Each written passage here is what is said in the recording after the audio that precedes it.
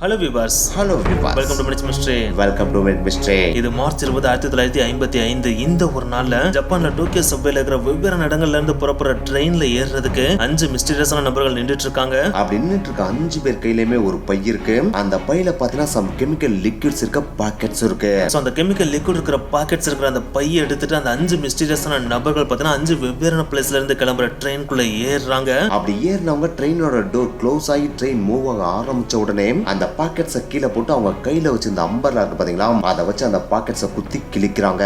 அப்படி கிழித்த உடனே பாத்தீங்கன்னா பேசஞ்சர்ஸ் இருக்கிற அந்த ஒரு கேரேஜுக்குள்ள அந்த லிக்விட் இருக்கிற கெமிக்கல்ஸ் இருக்கு பாத்தீங்கன்னா அந்த ட்ரெயினோட தரைத்தளத்துல பாத்தீங்கன்னா அப்படி கொஞ்சம் கொஞ்சமா மூவ் ஆகி போயிட்டே இருக்கு. அப்படி ஸ்ப்ரெட் ஆகிற அந்த கெமிக்கல்ஸ் பாத்தீங்கன்னா இவங்க ஏறி இருக்க அந்த ட்ரெயின்ல இருக்க 5 கேரேஜஸ்லயுமே பாதிப்பை ஏற்படுத்துது. அந்த பாதிப்பு கொஞ்சம் நஞ்சம் கிடையாது, நீங்க இமேஜினே பண்ண முடியாத அளவுக்கு மிகப்பெரிய எண்ணிக்கையில மக்களை பாதிப்புக்கும் உள்ளாக்குச்சு, இறக்கவும் வச்சுச்சு. சோ அந்த பாக்கெட்ல அவங்க என்ன கெமிக்கலை கொண்டு வந்தாங்க, அந்த 5 மிஸ்டீரியஸான மென் யாரு, இந்த 5 மிஸ்டீரியஸான மென்னுக்கும் ஹெட்டா இருக்கிற அந்த ஒரு ஈவிலான ஃபேஸ் யாரு அப்படின்ற மோஸ்ட் த்ரில்லிங்கான ஜப்பானிய உலகன ஜப்பான் மட்டும் கிடையாது, இந்த ஒட்டுமொத்த உலகத்தையுமே உள்ளுக்குன ஒரு மனிதனோட கதையை தான் இன்னைக்கு ஒரு வீடியோல பார்க்க போறோம். இந்த ஸ்டோரி உண்மையிலேயே உங்களை வேற லெவல்ல திகிலுக்கு உள்ளாக்கும். சோ ஸ்கிப் பண்ணாம கடைசி வரைக்கும் வீடியோ பாருங்க. வாங்க வீடியோக்குள்ள போலாம். அதுக்கு முன்னாடி நம்ம சேனலை சப்ஸ்கிரைப் பண்ணாங்க, சப்ஸ்கிரைப் பண்ணி போயிடலாம். Facebook and WhatsApp பேஜை ஃபாலோ பண்ணாங்களோ ஃபாலோ பண்ணிருங்க. அந்த 5 பேருக்கு ஹெட்டா இருந்த ஈவில் ஃபேஸ் மார்ச் 2 1955 வருஷம் ஜப்பான்ல இருக்க கியூசோ அப்படின்ற தீவுல இருக்க குமமோட்டோ அப்படின்ற இடத்துல தான் பிறக்கிறான். அப்படி பிறந்தாவே அவன் குடும்பத்துல பிறந்த ஒரே குழந்தை அப்படின்லாம் சொல்லிட முடியாது. அவன் குடும்பத்துல பிறந்த 9 குழந்தைகள்ல இவனும் ஒரு குழந்தை. இவங்க ஃபேமிலியை பத்தி சொன்னா அவங்க டெய்லி லைஃப்க்கே கஷ்டப்படுற மிடில் கிளாஸ் ஃபேமிலி தான். சோ அதனாலே சின்ன வயசுலயே பாத்தீங்கன்னா இந்த ஒரு ஈவில் ஃபேஸ் எக்கச்சக்கமான கஷ்டங்களை ஃபேஸ் பண்ணி தான் வளரவே செய்யறான். அப்படி வளர்ற அந்த குழந்தைக்கு ஒரு பேரு வைக்கிறாங்க, அதுதான் சிசு மட்சுமோட்டோ. ஆனா இந்த ஒரு பேரை பின்னாட்கள் அவன் மாத்திக்கவும் செய்யறான், அதுதான் ஷோகோ அஷாரா. இந்த ஷோகோ அஷாரான்ற இந்த ஒரு பேரை தான் நம்ம இந்த வீடியோ ஃபுல்லா யூஸ் பண்ண போறோம். இந்த அஷாராக்கு சின்ன வயசுல இருந்தே இன்ஃபேண்டல் கிளாக்கோமா அப்படின்ற ஒரு மிகப்பெரிய பிரச்சனை இருந்துச்சு. இந்த இன்ஃபேண்டல் கிளாக்கோமானா வேற எதுவும் கிடையாது, இவன் பிறக்கும் போதே பாத்தீங்கன்னா விசுவலி இம்பேரிங்கா தான் பிறக்கவே செஞ்சிருக்கான். அதாவது இவன் ஆல்மோஸ்ட் கண்ணு தெரியாத ஒரு ஸ்டேஜ்ல தான் பிறக்கவே செஞ்சிருக்கான். சோ அதனாலே நம்ம எப்படி இந்த என்விரான்மெண்ட்டை கிளியரா பாக்குறோமோ அந்த அளவுக்கு கிளியராலாம் இவனால பார்க்க முடியாது. இந்த ஒரு டிசேபிலிட்டி யாருக்கு வந்திருந்தாலும் இதை நினைச்சு ஃபீல் பண்ண தான் செய்வாங்க. ஆனா இவன் அப்படி நினைக்காம பின்னாட்கள்ல இதை இவனுக்கு சாதகமாவும் யூஸ் பண்ணிக்கிட்டான். இவன் ஸ்கூல்ல பாத்தீங்கன்னா கொஞ்சம் அரகண்டா தான் இருப்பான், ஏன்னா இவங்க ஃபேமிலி கஷ்டப்படுற ஃபேமிலி இல்லையா. சோ அதனாலே இவன் ஸ்கூல்ல படிக்கிறப்பே தன்னுடைய கிளாஸ்மேட் யாராவது ரிச்சா இருந்தானுங்கன்னா அவங்களை அட்டிய போட்டு அவங்க இருக்க காசெல்லாம் புடிங்கிருவானாம். இதனாலேயே எக்கச்சக்க தடவை ஸ்கூல்ல பனிஷ்மெண்ட்டும் வாங்கியிருக்கான். ஆனா என்னத்த பனிஷ்மெண்ட் வாங்கினாலும் தத்திமுத்தி ஸ்கூல் லைஃபே முடிச்சு கடைசி 1975 வருஷம் காலேஜ் டிகிரியும் வாங்கிடுறான். ஆனா அப்படி காலேஜ் டிகிரி வாங்கினதுக்கு அப்புறம் தான் அவனுக்கு என்ன பண்றது எது பண்றதுன்னு சுத்தமா தெரியல, ஏன்னா காலேஜ் முடிச்சாச்சுன்னா வேலைக்கு போகணும் இல்லையா. சோ அதனாலே நம்ம என்ன பண்ணலாம் அப்படின்னு யோசிக்கிறப்ப பேசாம நம்ம ஆன்மீக பக்கம் போயிடலாம் அப்படின்னு சொல்லிட்டு முடிவும் பண்றான். சோ அதனாலே அக்குபஞ்சர் கோர்ஸ் எடுத்து கத்துக்கவும் செய்யறான். அப்படி கத்துக்கிறப்பே சைட் பை சைடு எக்கச்சக்கமான ரிலிஜியஸ் புக்கை படிச்சு அதையும் தெரிஞ்சுக்கிறான். அப்படி கத்து முடிச்சோடனே ஒரு வினோதமான முடிவும் எடுக்கிறான், அதுதான் நம்ம எந்த ஒரு ரிலிஜனையும் தழுவி போக வேணாம், நமக்குன்னு ஓனா ஒரு ரிலிஜனை நம்மளே உருவாக்குவோம். அப்படி உருவாக்குற அந்த ஒரு ரிலிஜனை இந்த உலகம் ஃபுல்லா பரப்பவும் செய்வோம் அப்படின்னு சொல்லிட்டு ஆணித்தனமான ஒரு முடிவு எடுக்கிறான். அப்படி முடிவு எடுத்தோடனே இவன் உருவாக்குற அந்த ஒரு ரிலிஜன்ல 3 விஷயத்தை கம்பைன் பண்றான். அதுல ஃபர்ஸ்ட் விஷயம் திபெத்தியன் புத்திசம், 2வது கிறிஸ்டியானிட்டி, அடுத்து 3வது விஷயம் இவனுடைய சுயமான போதனைகள். இந்த 3 விஷயங்களையும் கம்பைன் பண்ணி ஒரு ரிலிஜியஸ் ஆர்கனைசேஷனை உருவாக்குறான். இவன் உருவாக்குற அந்த ஒரு மதத்துக்கு பேரு வைக்கிறான், அதுதான் ஆம் சின்ரிக்யோ. இந்த ஆம் சின்ரிக்யோவை இங்கிலீஷ் மீனிங்ல சொல்லணும்னா சுப்ரீம் ட்ரூத்னு சொல்லுவாங்க, அத தமிழ்ல சொல்லணும்னா உச்சக்கட்ட உண்மைன்னு அர்த்தம். சோ இப்படிப்பட்ட ஒரு வினோதமான பேரை தான் அவன் உருவாக்குற மதத்துக்கும் வைக்கிறான். அப்படி பேர் வச்சோடனே அதை மக்கள்கிட்ட பரப்பணும் இல்லையா. சோ அப்படி பரப்புறதுக்கு அவன் இனிஷியலா மேற்கொண்ட ஒரு முயற்சி தான் ஒரு சின்ன ரூம்ல யோகா அண்ட் மெடிடேஷன் கிளாஸ் ஆரம்பிச்சது. அந்த ஒரு கிளாஸ் இவனுக்கு சக்சஸ்ஃபுல்லாவும் மாறுது. அந்த கிளாஸ்க்கு வர எல்லா டைம் பாத்தீங்கன்னா தன்னுடைய மத போதனைகளை சொல்ல ஆரம்பிக்கிறான். அப்படி இவன் சொல்ற இந்த போதனைகள் பாத்தீங்கன்னா அடுத்து காட்டு தீ மாதிரி பரவ ஆரம்பிக்குது. அப்படி பரவ ஆரம்பிச்ச உடனே இவன் கிளாஸ்ல பாத்தீங்கன்னா எக்கச்சக்கமான பேர் சேர ஆரம்பிக்கிறாங்க. அப்படி சேர ஆரம்பிச்ச உடனே இவன் 1989 வருஷம் டோக்கியோ கவர்மெண்ட்டுக்கு ஒரு பிரஷரும் கொடுக்குறான். அதுல என்ன சொல்றான்னு பாத்தீங்கன்னா என்னுடைய மத நிறுவனத்தை நீங்க அங்கீகரிக்கப்பட்ட மத நிறுவனமா அறிவிக்கணும் அப்படின்னு சொல்லிட்டு பிரஷர் கொடுக்குறான். இவன் இந்த மாதிரி பிரஷர் கொடுக்கறதுக்கு ஒரு முக்கியமான காரணம் இருக்கு, ஏன்னா ஜப்பான்ல அங்கீகரிக்கப்படாத ஒரு மதம் இருந்துச்சுன்னா அதை போலீஸ் எப்ப வேணாலும் போயிட்டு இன்வெஸ்டிகேட் பண்ணிக்கலாம். சப்போஸ் அவங்களுடைய போதனைகள் தவறா இருந்துச்சுன்னா அவங்கள தூக்கி ஜெயிலையும் போடலாம். ஆனா அதே ஒரு மத நிறுவனம் அங்கீகரிக்கப்பட்டதா மாறிடுச்சுன்னா அதை இம்யூன் டு இன்வெஸ்டிகேஷன் அப்படின்னு சொல்றாங்க. அதாவது அந்த நிறுவனத்தோட போதனைகள் என்னதான் தவறா இருந்தாலும் அவங்களுக்கு எதிராக ப்ராப்பரான பெர்மிஷன் வாங்காம போய் இன்வெஸ்டிகேஷன் பண்ணவே முடியாது. சோ இந்த ஒரு விஷயத்துக்காக தான் இப்ப அசாரா டோக்கியோ கவர்மெண்ட்டுக்கு பிரஷர் கொடுத்துட்டு இருக்கான். கொடுக்கறதோட மட்டும் இல்லாம அதை அச்சீவும் பண்றான். அதாவது இவனுடைய ஆம் சின்ரிக்யோ மதம் பாத்தீங்கன்னா ஒரு அங்கீகரிக்கப்பட்ட மதமாம் டோக்கியோ கவர்மெண்டால ஏற்றுக்கொள்ளப்படுது. சோ ஒன்ஸ் இந்த பவர் கிடைச்சோன்னே அவன் அவனுடைய மதத்தை வேற லெவல்ல பரப்ப ஆரம்பிக்கிறான். அப்படி பரப்பறப்ப அவனுடைய மதமும் ரொம்ப வேகமா growth ஆக ஆரம்பிக்குது. அதுல சேர்ற மெம்பர்ஸோட எண்ணிக்கை நாளுக்கு நாள் அதிகமாயிட்டே போகுது. இன்னும் கொஞ்சம் எக்ஸாக்டா சொன்னா 1990 ஆரம்ப காலகட்டத்திலேயே அவனுடைய மதத்துல கிட்டத்தட்ட 10,000க்கு மேற்பட்ட மெம்பர்ஸ் சேர்ந்துறாங்க. அது மட்டும் கிடையாது, அவனுடைய மத நிறுவனத்தோட சொத்து மதிப்பும் 1990 காலகட்டத்திலேயே கிட்டத்தட்ட 45,66,000 அமெரிக்கன் டாலர்ஸ் ரீச் பண்ணுது. அதை இந்திய ரூபாய் மதிப்பின்படி சொல்லணும்னா 1990 காலகட்டத்திலேயே கிட்டத்தட்ட 36 கோடி ரூபாய் மதிப்புடையதாம் அவனுடைய மதம் மாறுது. அது இப்ப இவ்வளவு ஃபாஸ்டா growth ஆனா அப்படின்னு சொல்லிட்டு நீங்க கேட்கலாம். அதுக்காக சில டாக்டிக்ஸ் இவன் கையாண்டாம். அந்த டாக்டிக்ஸ் ஒவ்வொன்றுமே மக்களை ஏமாற்றக்கூடியதாகவும் மக்களை பயமுறுத்தக்கூடியதாகவும் இருந்துச்சு. அதுல அவன் ஃபர்ஸ்ட் யூஸ் பண்ண டாக்டிக்ஸே அவனோட சின்ன வயசுல ஏற்பட்ட அந்த ஒரு குறைபாடு இருக்கு பாத்தீங்களா, அதாவது ஆல்மோஸ்ட் பிளைண்ட் அப்படின்ற பிரச்சனையோட தானே பிறந்தான். அந்த ஒரு பிரச்சனையவே பாசிட்டிவா மாத்தி எனக்கு அந்த அளவுக்கு பெருசா கண்ணு தெரியாததுனாலயே என்னால கடவுள்கள் கூட ஈஸியா கம்யூனிகேட் பண்ணிக்க முடியும். அது மட்டும் கிடையாது, நான் நார்மல் ஹியூமன் கிடையாது, எனக்கு கொஞ்சம் சூப்பர் நேச்சுரல் பவரும் இருக்கு. அதை உங்களுக்கு எக்ஸாம்பிளோட சொல்லணும் அப்படின்னா இந்த போட்டோவை பாருங்க அப்படின்னு சொல்லிட்டு சில போட்டோஸையும் காமிக்கிறான். அந்த போட்டோஸ் எல்லாத்துலயுமே பாத்தீங்கன்னா சமங்கால் போட்டுட்டு தரைக்கு மேல பறக்கிற மாதிரியான சில போசஸ் இருக்கு. அந்த போசஸ காமிச்சு என்னால தரையில இருந்து மேல லெவிட்டேட் ஆக முடியும், இது எனக்கு கடவுள் கொடுத்த சூப்பர் நேச்சுரல் பவர் அப்படின்னு சொல்லிட்டு மக்கள்கிட்ட தன்னை பத்தின பெருமைகளை சொல்ல ஆரம்பிக்கிறான். அது மட்டும் கிடையாது, இந்த உலகம் மிகப்பெரிய டேஞ்சர்ல இருக்கு, அதுலயும் முக்கியமா ஜப்பான் மக்கள் மிகப்பெரிய டேஞ்சர்ல இருக்காங்க. ஏன்னா 2ஆம் உலக போருக்கு அப்புறம் ஜப்பான் நாடு எவ்வளவு தூரம் வீழ்ச்சி அடைந்துச்சு அப்படின்றது நம்ம எல்லாருக்குமே தெரியும். நம்ம மக்கள் எவ்வளவு தூரம் சஃபர் ஆனாங்க அப்படின்றதும் நம்ம எல்லாருக்குமே தெரியும். சோ அதே மாதிரியான சஃபர் மறுபடியும் நடந்துச்சு அப்படின்னா அது நம்மளோட மிகப்பெரிய பேரழிவா மாறிடும். அந்த ஒரு சஃபர், அதாவது 3ஆம் உலக போர் நடக்கிறதுக்கு இன்னும் வெகு காலங்கள்லாம் இல்ல, ரொம்ப வேகமாவே 3ஆம் உலக போர் இந்த உலகத்துல நடக்க போகுது. அந்த 3ஆம் உலக போறப்ப அமெரிக்கா ஜப்பான் மேல எக்கச்சக்கமான குண்டுகளை போடும். அப்படி போடுற அந்த ஒரு குண்டுகள்ல இருந்து தப்பிக்கிற ஒரே மனிதர்கள் நம்ம ஆர்ம்ஸ் இன்ட்ரிகோல இருக்கிற தொண்டர்களா மட்டும்தான் இருப்பாங்க. ஏன்னா நான் கடவுள்கிட்ட இருந்து டைரக்டாவே அந்த அப்பாகலிப்ஸ்ல இருந்து தப்பிக்கிறதுக்கான எக்கச்சக்கமான விஷயங்களை கத்துட்டு வந்திருக்கேன். சோ அது எல்லாத்தையும் நான் உங்களுக்கு கத்து கொடுத்து உங்களை காப்பாத்தணும்னு நினைக்கிறேன். அப்படி நீங்க இவ்வளவு பெரிய அப்பாகலிப்ஸ்ல இருந்து தப்பிக்கணும் அப்படின்னா என்னோட மதத்துல சேருங்க அப்படின்னு சொல்லிட்டு ஒரு வினோதமான போதனைகளை பார்த்தீங்கன்னா ஜப்பான் மக்கள்கிட்ட பரப்ப ஆரம்பிக்கிறான். இப்படி பரப்புறதோட பலனாதான் பாத்தீங்கன்னா எக்கச்சக்கமான ஜப்பான் மக்கள் பாத்தீங்கன்னா இவனோட மதத்துல வந்து சேர ஆரம்பிக்கிறாங்க. என்னடா இதெல்லாம் கேட்கறப்ப சிரிப்பு வர்ற மாதிரி இருக்கு, இதை நம்பியாட போய் மக்கள் சேர்ந்தாங்க அப்படின்னு சொல்லிட்டு நீங்க கேட்கலாம். ஒரு இந்தியால இருந்துட்டு இதெல்லாம் நம்ம கேட்கறப்போ கொஞ்சம் சிரிப்பு வர மாதிரி இருக்கலாம். ஆனா வேர்ல்டு வார்ல அளவுக்கு அதிகமா அஃபெக்ட் ஆன ஜப்பான்ல இருக்கிற மக்களோட சிச்சுவேஷன் படி நம்ம யோசிச்சு பார்த்தோம் அப்படின்னா அவங்க மறுபடியும் அதே மாதிரியான ஒரு குண்டு நம்ம நாட்டில் விழுந்துச்சு அப்படின்னா அதை நம்மளால தாங்கிக்கவே முடியாது அப்படின்ற உச்சக்கட்ட பேனிக்ல இருந்த காலகட்டம் தான் இந்த 1990s அப்படின்ற காலகட்டம். சோ அதனாலே அந்த ஒரு டைம்ல இப்படி ஒரு பயத்தை உருவாக்கி ஒருத்தன் தன்னோட கொள்கைகளை பரப்புனா அப்படின்னா இவன்ட் போனாவாச்சும் நம்ம தப்பிச்சுக்கலாம் அப்படின்ற ஒரு நம்பிக்கையோட தான் எக்கச்சக்கமான பேர் என்னோட மதத்துல சேர ஆரம்பிக்கிறாங்க. ஆனா எனக்கு தான் இப்படி தன்னோட மதத்துல சேர்ற மக்களோட எண்ணிக்கையை அதிகரிச்சாலும் அப்படி அதிகரிச்சிட்டு இருக்கப்ப தன்னோட ஆர்கனைசேஷனுக்கு வர்ற பணத்தையும் அதிகரிக்கணும் இல்லையா, அப்படி அதிகரிச்சாதான் இவன் நினைக்கிற விஷயங்கள்லாம் சாதிக்க முடியும் இல்லையா. சோ அதுக்காகவே இன்னொரு டாக்டிக்ஸ் பிளானையும் கையாள ஆரம்பிக்கிறான். அதுதான் என்னோட மதத்துல சேர்றவங்களை நான் கேட்டகரி வைஸா பிரிச்சு வைப்பேன். அப்படி பிரிச்சு வைக்கிற அவங்க செய்யற செயல்கள் மூலமா தான் அடுத்தடுத்த ஸ்டேஜுக்கு மேல போயிட்டே இருக்க முடியும். அதுல ஹையர் ஸ்டேஜ்ல தான் நான் இருப்பேன். அந்த ஒரு ஸ்டேஜுக்கு நீங்க வரணும் அப்படின்னா சில ரூல்ஸ் அண்ட் ரெகுலேஷன்ஸ் நீங்க ஃபாலோ பண்ணி ஆகணும் அப்படின்னு சொல்லிட்டு ஒரு முக்கியமான கண்டிஷனும் போடுறான். அதுதான் நான் இருக்கிற ஹையர் லெவலுக்கு நீங்க வரணும் அப்படின்னா ஒண்ணுமே நீங்க பண்ண தேவையில்ல, நீங்க சம்பாதிச்சிருக்கிற பணங்கள் அண்ட் உங்களோட ப்ராப்பர்ட்டிஸ் எல்லாத்தையுமே நம்ம மதத்துக்காக நீங்க எழுதி வச்சிடணும். அப்படி எழுதி வச்சுட்டு நீங்க வந்துட்டீங்க அப்படின்னா என்னோட ஹையர் பொசிஷனுக்கு வந்துருவீங்க. ஒன்ஸ் என்னோட ஹையர் பொசிஷனுக்கு நீங்க வந்துட்டீங்க அப்படின்னா நீங்க சுப்பீரியர் பவர் கொண்ட ஒருத்தரா மாறிடுவீங்க. அப்படி மாறிட்டீங்க அப்படின்னா உலகம் அழிய போற அந்த ஒரு சமயத்துல முன்னுரிமை கொடுத்து காப்பாற்றப்படுபவர்களே நீங்களா தான் இருப்பீங்க. அதுக்காக நம்ம மதத்துல இருக்கிற மற்றவங்களை நாங்க காப்பாத்தாம விட்டுருவோம் அப்படிலாம் கிடையாது. நம்ம மதத்துல இருக்கவங்க மட்டும்தான் அந்த உலகம் அழியறப்ப காப்பாற்றப்படுவார்கள் அப்படின்னு சொல்லிட்டு சில ரூல்ஸ் அண்ட் ரெகுலேஷன்ஸையும் வெளியிடுறான். இந்த ஒரு விஷயத்தினாலதான் பாத்தீங்கன்னா ஜப்பான்ல இருக்கிற பெரிய பெரிய பணக்காரங்களா இருப்பாங்க பாத்தீங்களா, அவங்க தன்னோட உயிரை காப்பாத்துக்கணும், தன்னோட குடும்பத்தை காப்பாத்திக்கணும் அப்படின்றதுக்காகவே தன்னோட சொத்துக்களை பாதி சொத்துக்களை பார்த்தீங்கன்னா இந்த மதத்துக்காக எழுதி வச்சு அங்க இருக்கிற சுப்பீரியர் ஸ்டேஜுக்கு போய் உட்காரவும் ஆரம்பிச்சாங்க. இப்படியே பாத்தீங்கன்னா ஆம் அப்படின்ற மத நிறுவனம் கொஞ்சம் கொஞ்சமா வளர ஆரம்பிக்குது. அப்படி வளர ஆரம்பிக்கிறப்ப இந்த மதத்துல இருக்கிற உண்மைத்தன்மை தெரிஞ்சுக்கணும் அப்படின்னு சொல்லிட்டு உள்ள வர சில பேர் இருப்பாங்க இல்லையா, அப்படி வர்ற சில பேர் பாத்தீங்கன்னா இந்த நிறுவனத்துக்குள்ள என்ன நடக்குது அப்படின்ற சில விஷயங்களையும் எக்ஸ்போஸ் பண்ண ஆரம்பிக்கிறாங்க. அதுல சில பேர் பாத்தீங்கன்னா இந்த அசாரத்தோட தொண்டர்களாவே மதிக்கிறது கிடையாது, அவருடைய தொண்டர்கள் எல்லாத்தையுமே ஒரு இன்ஹியூமனிட்டியா தான் நடத்தவே செய்யறாரு. சர்வைவல சொல்லி கொடுக்கறேன் அப்படின்ற பேர்ல அண்டர் வாட்டர்லாம் ட்ரைனிங் கொடுக்குற மாதிரி ரொம்ப சிவியரான ட்ரைனிங் எல்லாம் கொடுக்கறாரு. அதனாலேயே எக்கச்சக்க பேர் அன்கான்சியஸ் ஸ்டேஜுக்கும் போறாங்க. அது மட்டும் கிடையாது, ஒன்ஸ் இந்த மத நிறுவனத்துக்குள்ள வந்துட்டாங்க அப்படின்னா அவங்க அந்த மதத்தை விட்டு லீவ் ஆக கூடாது அப்படின்னு சொல்லிட்டு ஸ்ட்ரிக்ட்டா ஒரு ரூல்ஸும் போட்டு வைக்கிறாரு. அதே மீறி யாராச்சும் இந்த நிறுவனத்தை விட்டு வெளியே போனாங்க, அதாவது இந்த மதத்தை விட்டு வெளியே போனாங்க அப்படின்னா அவங்களுக்கு கொடூரமான சில தண்டனைகளும் கொடுக்கிறாரு. அது மட்டும் கிடையாது, வாலண்டியரா இந்த நிறுவனத்துக்கே தெரியாம இந்த நிறுவனத்துல இருந்து வெளியே போன எக்கச்சக்க பேரு மிஸ்டீரியஸான முறையில டிஸப்பியரன்ஸும் ஆயிருக்காங்க அப்படின்னு சொல்லிட்டு எக்கச்சக்கமான விஷயங்களை வெளிவிட ஆரம்பிக்கிறாங்க.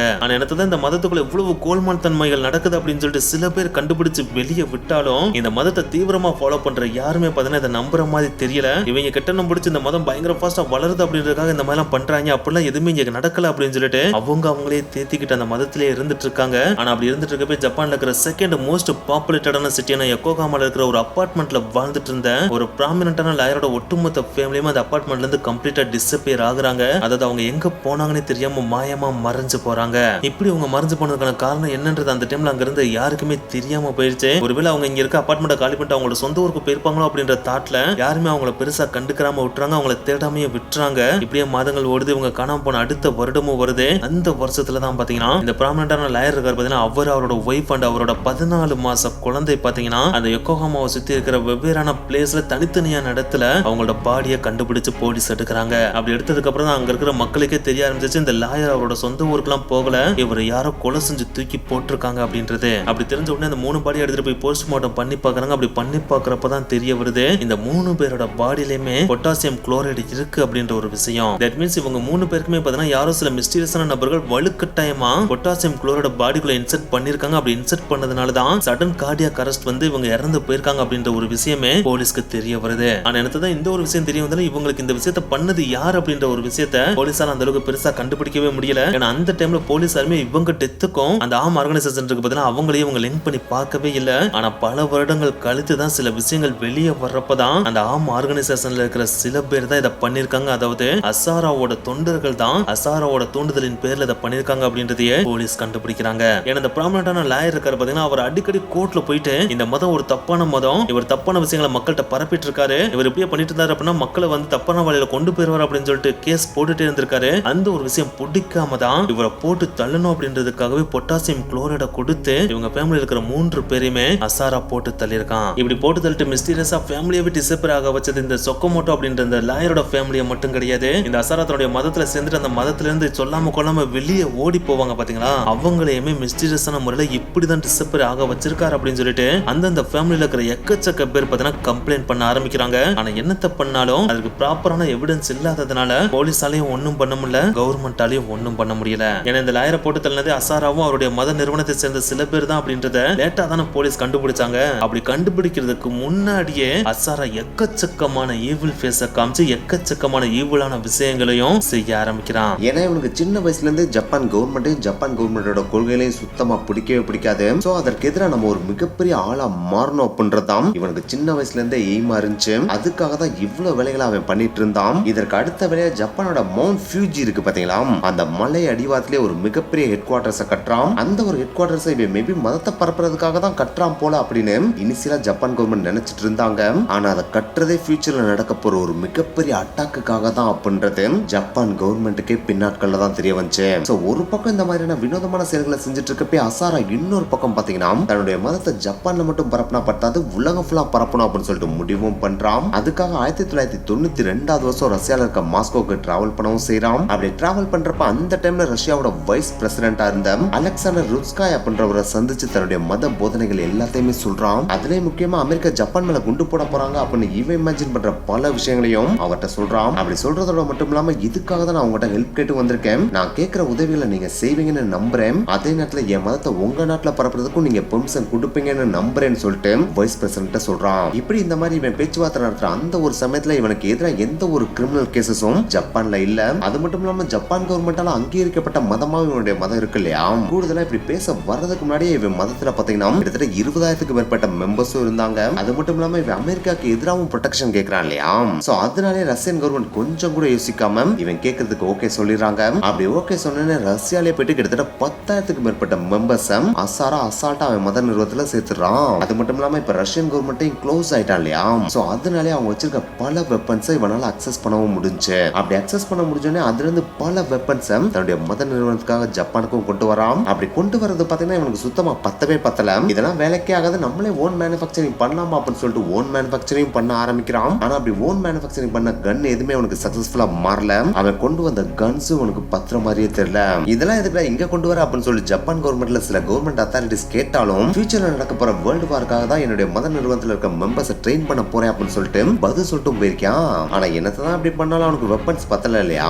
சோ அதனாலே இதை நம்ம வேலைக்கே ஆகாது, நம்ம வேற ஏதாவது பண்ணணும் அப்படின்னு சொல்லிட்டு என்ன பண்ணலாம் அப்படின்னு சொல்லிட்டு யோசிக்கிறான். அப்படி இவன் யோசிக்கிற அந்த ஒரு டைம்ல தான் இவன் மதத்திலேயே சில படித்தவர்களும் வந்து சேர ஆரம்பிக்கிறாங்க. அதாவது படிச்சவங்கன்னா சாதாரணமா படிச்சவங்க கிடையாது. ஏன்னா ஆல்ரெடி எக்கச்சக்கம் பேரு இவன் மதத்துல படிச்சவங்களா தான் இருக்காங்க. ஆனா அதை தாண்டி சயின்டிஸ்ட்லாம் இருப்பாங்க பாத்தீங்களா, அதாவது கெமிஸ்ட், பயாலஜிஸ்ட், பிசிசிஸ்ட்னு சொல்லிட்டு அவங்களும் பாத்தீங்கன்னா இவன் மதத்துல சேர ஆரம்பிக்கிறாங்க.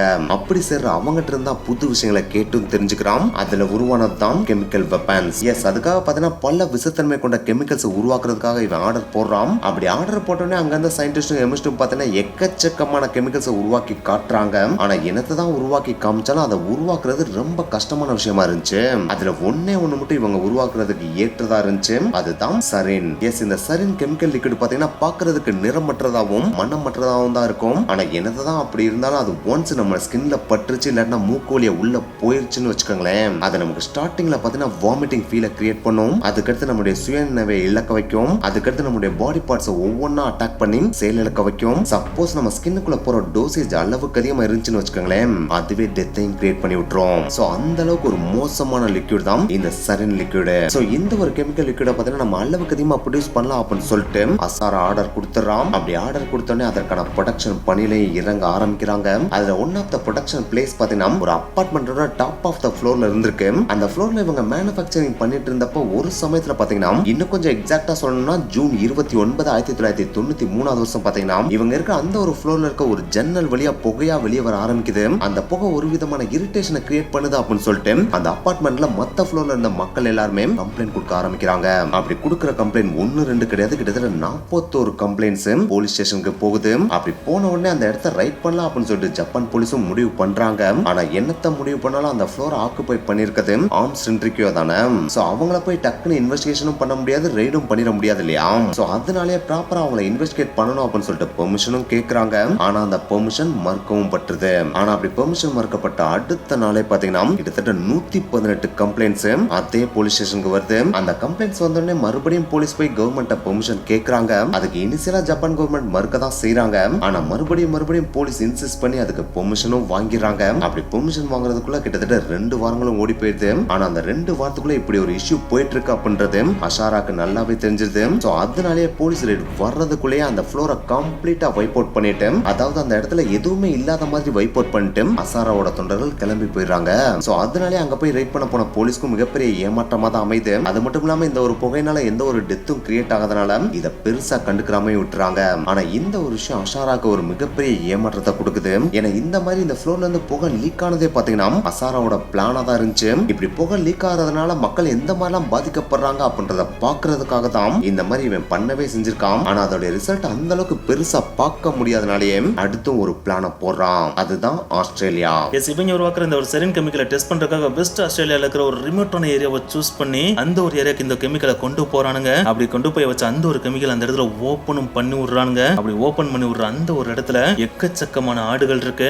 அந்த ஆடுகள் இந்த ஒரு வாயுவை சுவாசிக்கிறதுனாலயும் இதுல இருந்து வெளியே வர அந்த திரவத்தை மிதிக்கிறதுனாலயும் என்ன ஆகுது அப்படின்றத பாக்குறதுக்காக அந்த இடத்துல ரிசல்ட்டுக்காக வெயிட் பண்ணிட்டு இருக்கானுங்க. அப்படி வெயிட் பண்ணிட்டு இருக்கிற அந்த ஒரு இடத்துல கிட்டத்தட்ட 29 ஆடுகள் இறந்து போகுது. சோ அதை பார்த்த உடனே அசாராக்கு உச்சக்கட்ட ஹாப்பினஸ் கிடைக்குது. அப்ப இந்த ஒரு டெஸ்ட் நம்ம மனிதர்கள் மேல பண்ணி பார்த்தோம் அப்படின்னா இதோட உண்மையான ரிசல்ட் நம்ம கண்டுபிடிச்சலாம் அப்படின்னு சொல்லிட்டு முடிவு பண்றான். அப்படி முடிவு பண்ண உடனே இதை எங்கடா டெஸ்ட் பண்ணி பார்க்கலாம் அப்படின்னு சொல்லிட்டு யோசிக்கிறப்ப ஜப்பான்ல இருக்கிற மாட்சுமோட்டோ அப்படின்ற ஒரு குயட்டான, அதாவது அமைதியான சிட்டியை சூஸ் பண்றான். இந்த ஒரு சிட்டி அவன் ரேண்டமா சூஸ் பண்ணலாம் அப்படின்னு கேட்டா அது சுத்தமா கிடையாது அப்படின்னு தான் சொல்லியானோ. ஏன்னா இந்த ஒரு சிட்டில தான் பாத்தீங்கன்னா 3 ஜட்ஜஸ், அதாவது கோர்ட்ல தீர்ப்பு கொடுக்குற ஜட்ஜஸ் இருப்பாங்க பாத்தீங்களா. அந்த ஜட்ஜஸ் 3 பேரோட வீடு இந்த சிட்டில தான் இருக்கு. சோ அந்த ஜட்ஜஸ் கோர்ட்டுக்கு போயிட்டு அந்த கோர்ட் ஹவுஸ்க்குள்ள என்டர் ஆவாங்க பாத்தீங்கன்னா. அப்படி என்டர் ஆற அந்த ஒரு டைம்ல இந்த லிக்விட் லீக் பண்றது அவனோட பிளானாவே இருந்துச்சு. அது ஏன்டா அந்த ஜட்ஜஸ் டார்கெட் பண்ணும் அப்படின்னு சொல்லிட்டு நீங்க கேட்கலாம். அதுக்கும் ஒரு முக்கியமான காரணம் இருக்கு. ஏன்னா எப்படி இதுக்கு முன்னாடி அந்த ஒரு லாயரை போட்டு தள்ளலாம் பாத்தீங்களா, அதே மாதிரி இந்த மதத்துக்கு எதிரான கொள்கைகள் கொண்டவங்க தான் இந்த 3 ஜட்ஜஸ். சோ அவங்க இந்த மதத்தை மக்கள்கிட்ட இருந்து பரப்ப விடாம எப்படி தடுக்கணும் அப்படின்றதுக்காக எக்கச்சக்கமான வேலைகளை செஞ்சுட்டு இருந்த காலகட்டம் தான் அந்த ஒரு காலகட்டம். சோ இந்த 3 பேரை நம்ம இப்படியே விட்டோம் அப்படின்னா இந்த 3 பேர் நம்ம மதத்தை அழிச்சிருவாங்க அப்படின்றதுனாலயே அவங்கள போட்டு தள்ளணும் அப்படின்னு சொல்லிட்டு அசாரா முடிவு பண்ணதுனாலதான் அங்க வச்சு டெஸ்ட் பண்ணலாம் அப்படின்னு சொல்லிட்டு மூவும் பண்றான். சோ அப்படி முடிவு பண்ண உடனே ஜூன் 27, 1994 வருஷம் இவங்க உருவாக்கி வச்சிருந்த அந்த சாம்பிள் கெமிக்கல்ஸை அந்த மன்சுமோட்டோ சிட்டிக்கு கொண்டு போறானுங்க. அப்படி கொண்டு போற அந்த கெமிக்கலை சும்மா சாதாரணமா கொண்டு போனா, அப்படி கொண்டு போனா அது ஈஸியா லீக் ஆயிரும் இல்லையா. அதனாலே அதை கம்ப்ளீட்டா ரெஃப்ரிஜரேட்டட் பண்ணிருக்கிற ஒரு ட்ரக்ல வச்சு தான் எடுத்துட்டே போறானுங்க. அப்படி எடுத்துட்டு போற அவங்களோட இனிஷியல் பிளான் கோர்ட் ஹவுஸ்ல இதை லீக் பண்றதா தானே இருந்துச்சு. ஆனா லேட்டரா அதோட பிளான் அப்படியே கம்ப்ளீட்டா சேஞ்ச் பண்ணி நம்ம அவங்கள மட்டும் கொண்டா பார்த்தாது அவங்க வீட்டுல இருக்கிற எல்லாரையும் கொல்லணும் அப்படின்னு சொல்லிட்டு அந்த 3 ஜட்ஜஸோட வீட்டுல சேம் டைம்ல லீக் பண்ணணும் அப்படின்றதான் அசாராவோட இப்ப நியூ பிளானா இருக்கு. அவன் பிளான் படி அதை எக்ஸிக்யூட் பண்றதுக்காக 3 பேரோட வீட்லயுமே அட் த டைம்ல இந்த வாயு கலந்த கெமிக்கல் கிட்ட அந்த 3 வீடுகளுக்குள்ளேயும் வாயும் லீக் பண்ணி விடுறானுங்க. அப்படி விட்டு அந்த ஒரு கெமிக்கல் அண்ட் வாயு பாத்தீங்கன்னா அவங்க வீட்டுக்குள்ள மட்டும் இல்லாம ரோட்லயும் பாத்தீங்கன்னா ஸ்ப்ரெட் ஆக ஆரம்பிக்குது. சோ அதனாலே இந்த ஒரு கெமிக்கல் பாத்தீங்கன்னா அந்த டைம்ல ஒரு மிகப்பெரிய தாக்கத்தை கிரியேட் பண்ணுது. அதோட தாக்கத்தை இன்னும் கொஞ்சம் எக்ஸாக்டா உங்களுக்கு சொல்லணும் அப்படின்னா, இந்த கெமிக்கல் லீக் ஆனதுனால இந்த 3 வீடுகளுக்குள்ள இருந்த ஆட்கள்ல கிட்டத்தட்ட 5 பேர் அந்த கெமிக்கல் லீக் ஆன அப்பயே இறந்து போயிடுறாங்க. அடுத்து 2 பேர் பாத்தீங்கன்னா சிவியரான ஸ்டேஜ்ல ஹாஸ்பிடல்ல சேர்க்கப்பட்டு அடுத்த நாள் இறந்து போறாங்க. அடுத்து இன்னொருத்தர் பாத்தீங்கன்னா அந்த கெமிக்கல்னால பாதிக்கப்பட்டு கோமா ஸ்டேஜுக்கே போயிடுறாரு. அப்படி கோமா ஸ்டேஜுக்கு போனவர் 2008வது வருஷம் இறந்தும் போயிடுறாரு. அது மட்டும் இல்லாம இந்த ஸ்ட்ரீட்ல எல்லாம் லீக் ஆனதுனாலே கிட்டத்தட்ட அந்த ஸ்ட்ரீட்ல இருந்த எக்கச்சக்க பேர், இன்னும் கொஞ்சம் எக்ஸாக்டா சொல்லணும் அப்படின்னா 274 பேர் இந்த கெமிக்கல்னால சிவியரா இன்ஜூரி ஆகி ஹாஸ்பிடல்லையும் சேர்க்கப்படுறாங்க.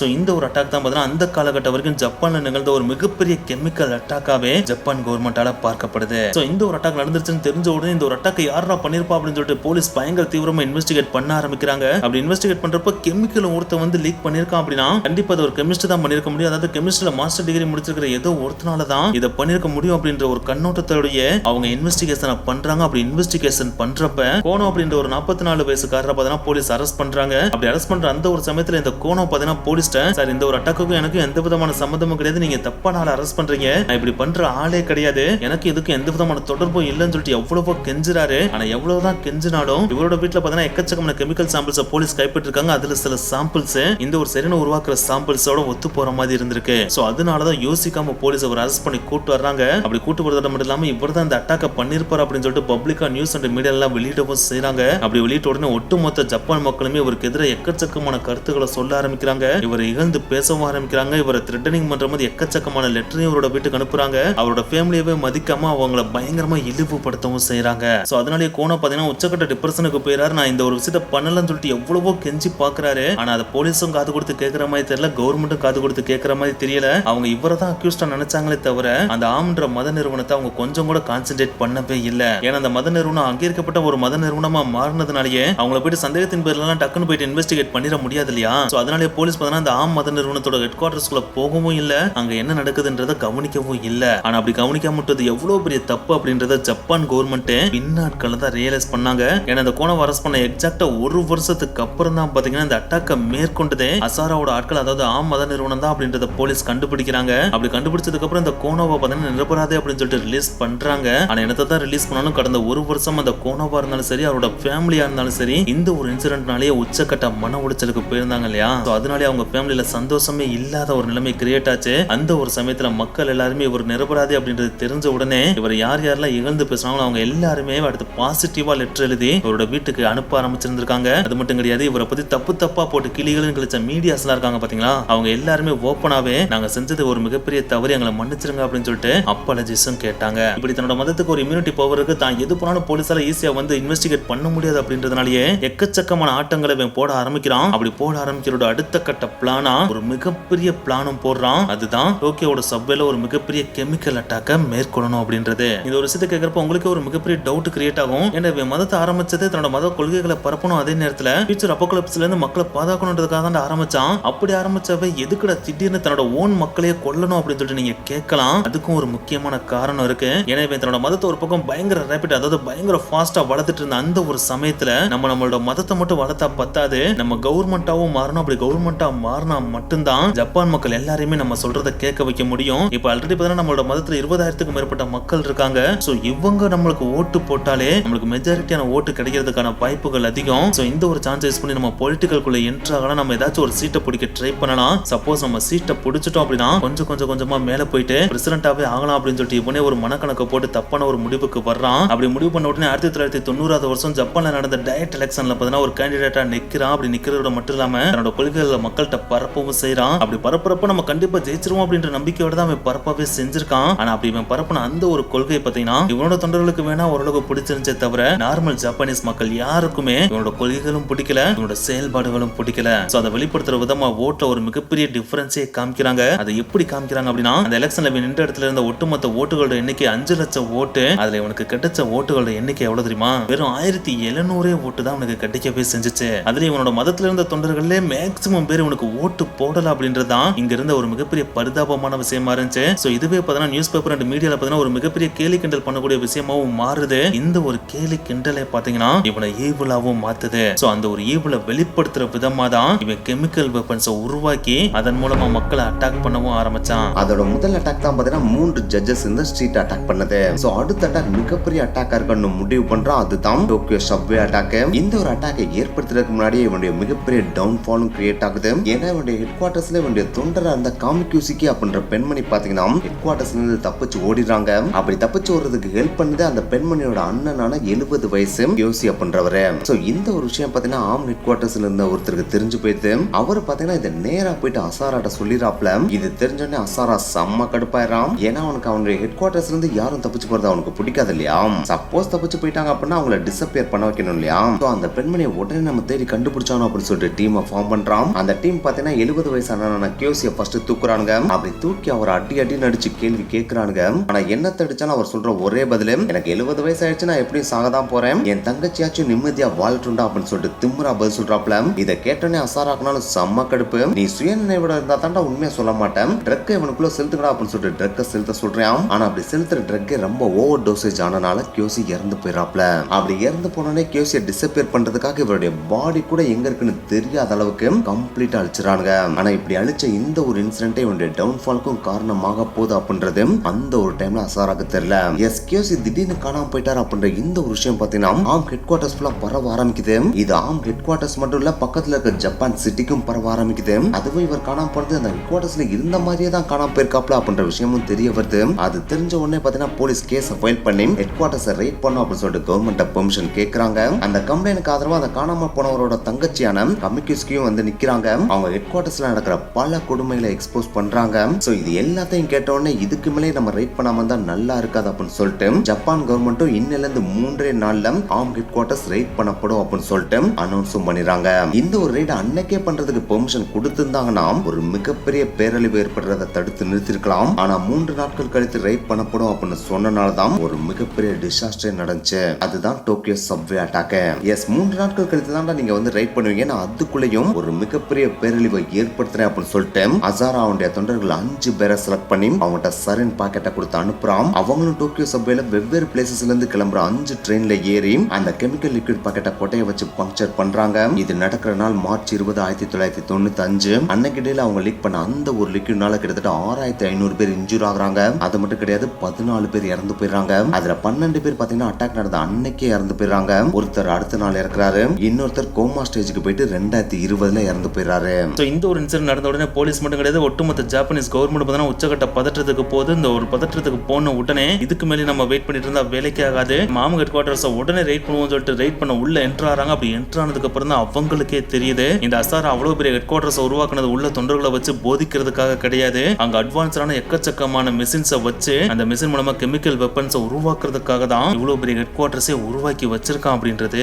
அந்த ஹெட் குவார்டர்ஸ்குள்ள இருக்க பெரிய பெரிய கட்டடங்களுக்குள்ள பார்த்தீங்கன்னா பெரிய பெரிய மிஷின்ஸ் நிறைய இருந்திருக்கு. அந்த மிஷின் மூலமா எக்கச்சக்கமான கெமிக்கல் வெப்பன்ஸை அசாரா உருவாக்கிட்டு இருந்திருக்கான். அது மட்டும் கிடையாது, இவன் பண்ண இந்த டோக்கியோ சப்வே அட்டாக் ஸ்டார்டிங் ஸ்டேஜா தான் இருந்திருக்கு. இதுக்கடுத்து எக்கச்சக்கமான அட்டாக் பண்ணலாம் அப்படின்னு சொல்லிட்டு இவன் பிளான் பண்ணி வச்சிருந்திருக்கான் அப்படின்ற ஒரு விஷயம் ஜாப்பனீஸ் கவர்மெண்ட்டுக்கு தெரிய வருது. இது தெரிய வந்த உடனே இதுக்கு மேலே இவனை நம்ம சொசைட்டில விட்டோம் அப்படின்னா நம்ம நாட்டை மட்டும் கிடையாது இந்த உலகத்தையே அழிச்சு போடுவோம் அப்படின்னு சொல்லிட்டு அவன் அல்லைக்காத்திரி போய் ஜெயில போட்டுறாங்க. அப்படி போடுறதோட மட்டும் இல்லாம இவன் எக்கச்சக்க மக்களை என்ஜாய் பண்ணதுக்காகவும் எக்கச்சக்கமான இவனோட ஓன் தொண்டர்களையே இவன் கொலை பண்ணதுக்காகவும் அது மட்டும் இல்லாம அப்பாவி மக்களை இவனோட பேராசுக்காக கொலை பண்ணதுக்காகவும் இவனுக்கு மரண தண்டனையை தீர்ப்பாகவும் கொடுக்குறாங்க. அது இவனுக்கு மட்டும் கிடையாது, இவனோட ஹையர் லெவல்ல இவனுக்கு ஆதரவா இருந்து எக்கச்சக்க பேர் உதவி பண்ணாங்க பாத்தீங்களா, அவங்களுக்குமே மரண தண்டனை கொடுக்கப்படுது. அந்த ஒரு தண்டனையை எதிர்த்து எக்கச்சக்க தடவை இவன் மேல்முறையீடு பண்ணி பார்த்தான். ஆனா இவன் பண்ண கொடூரமான குற்றங்களுக்கு வேற எந்த ஒரு தண்டனையும் தீர்வு அமையாதுன்னு சொல்லிட்டு இவனுக்கு மரண தண்டனையை பிக்ஸே பண்ணிடுறாங்க. அப்படி பிக்ஸ் பண்றதோட மட்டும் இல்லாம 2004 வருஷம் கொடுக்கப்பட்ட இந்த ஒரு மரண தண்டனையை கடைசி 2018 வருஷம் எக்ஸிக்யூட்டும் பண்ணாங்க. சோ கடைசி 2018 வருஷம் இவன் இறந்தும் போறான். சோ இப்படிதான் இந்த உலகத்தோட ரொம்ப மோசமான ஒரு கல்ட்டோட ஸ்டோரி முடிவுக்கும் வருது. ஓகே गाइस, நெக்ஸ்ட் வீடியோல மீட் பண்ணலாம். பை.